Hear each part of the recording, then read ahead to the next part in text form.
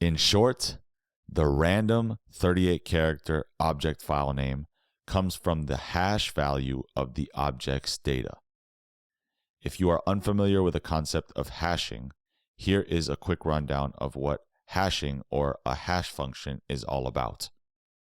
A hash function is a list of instructions performed on an arbitrary chunk of data that deterministically results in or outputs a unique value of a fixed length.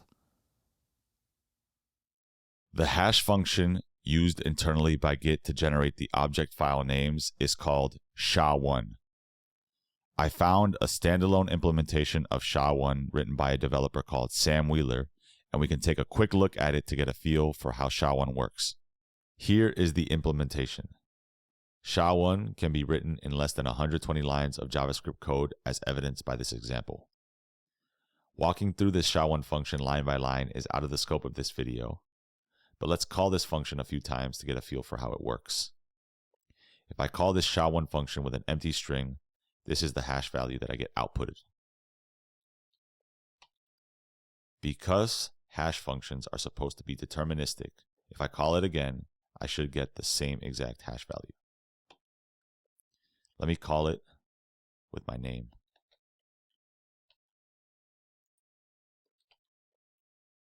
Let me call it again. I get the same hash value.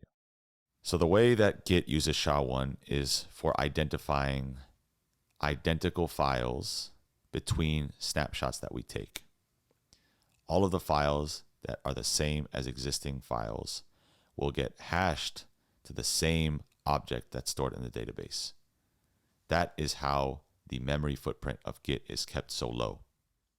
Now let's look into why the contents of the objects in our database look so cryptic. The reason why is that object data is not stored in raw format, but is stored in compressed format. The library that Git uses for doing file compression is called zlib. Let's now take a look at an example that combines the use of SHA-1 and zlib to rebuild one of the objects that is already in our database.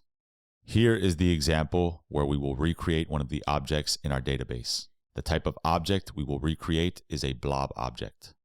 The broad strokes of this process are the same as the other object types, trees, commits, and tags, but the blob object is simplest, so we'll go with that.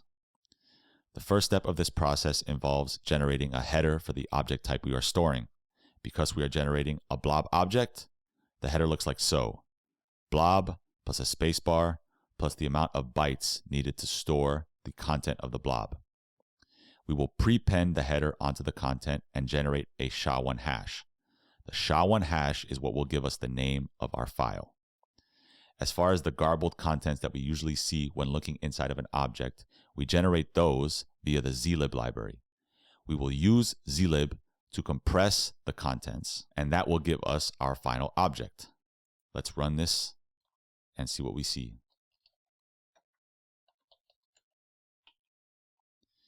Here we see that the first two characters of the SHA-1 hash are the same as this object. The remaining 38 characters are the same object file name that we see here. As far as these file contents, these are the same file contents that have been spit out by the zlib library. So hopefully that gives a feel for what you're looking at when you look at your object database.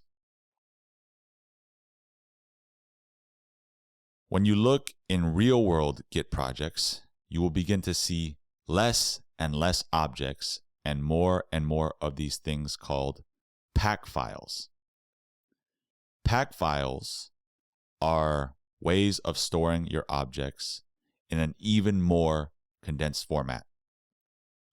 Git already uses hashes, it already uses compression, but it goes a step further and indexes your object content into these things called pack files.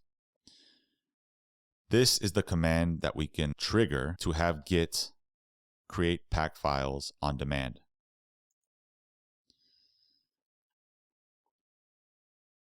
you can see that we no longer have any objects, but we have pack files. Our pack files contain the same information that our objects were storing.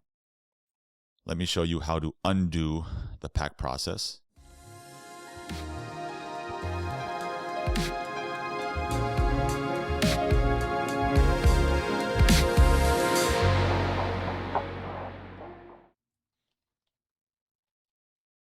For some reason, we have to move the pack file outside of the .git folder for this to work.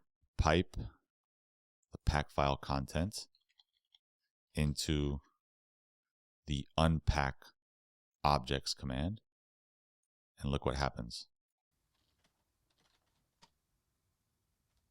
We now get our objects back, right? So the pack process is reversible. Pack files hold the same data that objects store, just in a more condensed format. And that's all, folks. I attempted to give you all of the Git fundamentals upon which all further advanced aspects of Git can be deduced.